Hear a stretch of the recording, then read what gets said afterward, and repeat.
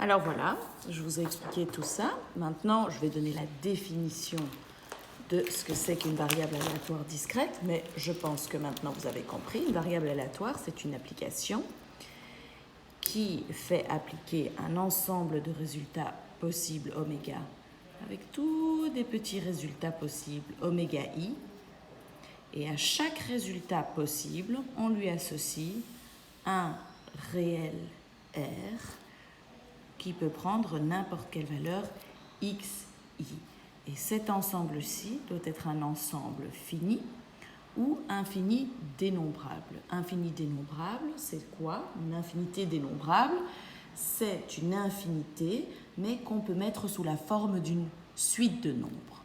Mais bon, on va s'en tenir à un ensemble fini, comme on avait vu avec l'exemple précédent. On pouvait avoir un gain de 0, 1, 2, 3, 4, 5, mais pas une infinité de possibilités. Donc c'est vraiment une application qui, à chaque résultat possible, associe un réel R, qui est souvent un gain ou une perte, ou etc. Et donc, c'est souvent un ensemble fini.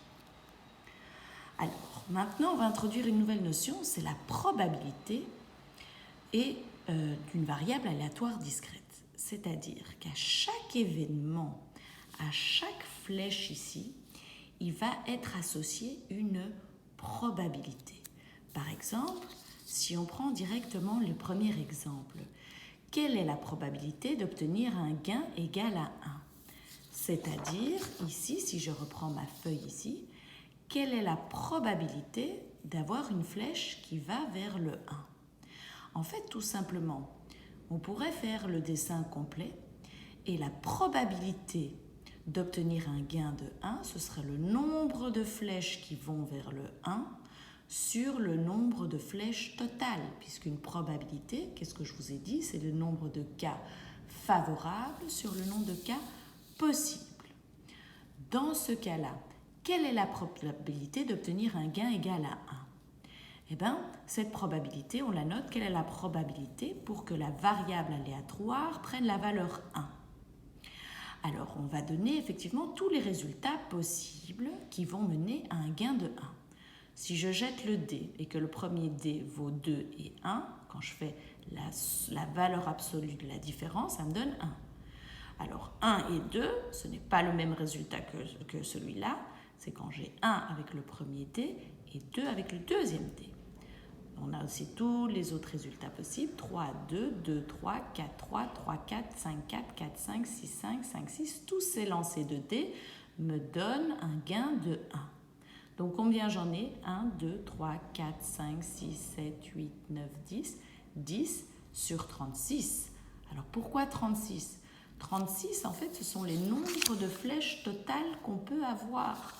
Alors comment est-ce que je calcule ce 36? Eh bien, c'est un peu l'idée de l'analyse combinatoire. Quand je lance 2 dés, combien de possibilités de nombres je peux avoir? 6, du 1 jusqu'au 6. Quand je lance un deuxième dé, combien de possibilités de chiffres que je peux avoir? Le 0, le 1, le 2, le 3, le 4, le 5, le 6. Et donc forcément, ça me donne 6 fois 6, 36. Donc la probabilité d'obtenir un gain égal à 1, c'est 10 sur 36, qu'on peut simplifier comme étant égal à 5 18e. Alors ici, c'est une définition un peu générale sur laquelle je ne vais pas m'attarder et qui va un peu plus vous compliquer les choses. Je préfère vous donner des exemples concrets et toutes ces probabilités-là, on va les voir avec des exemples concrets. Mais donc, finalement, à chaque résultat possible, on va lui associer une probabilité. Il y a aussi une certaine probabilité d'obtenir un gain de 0, un gain de 1 qu'on vient de calculer 10 sur 36, un gain de 2, un gain de 3, un gain de 4, un gain de 5. C'est très facile à calculer. On donne l'ensemble des résultats possibles qui vont mener à ce gain sur l'ensemble des résultats possibles quand je jette un dé et ça me donne la probabilité.